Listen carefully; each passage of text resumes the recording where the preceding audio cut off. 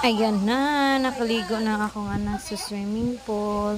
Atat na kasi siya maligo ng swimming pool. Grabe talaga akong anak.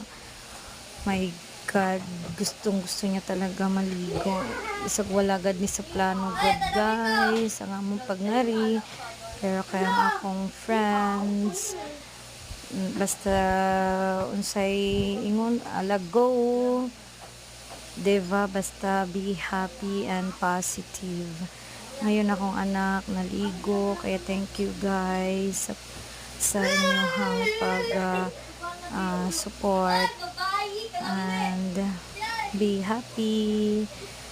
Ayan akong anak naligo na solo lang siya diya sa small swimming pool. I mean pang kids ng kids pool. Pastilan, correct me if I'm wrong kung unsa man akong naingon. Anyway, thank you so much for watching my YouTube channel. Subscribe.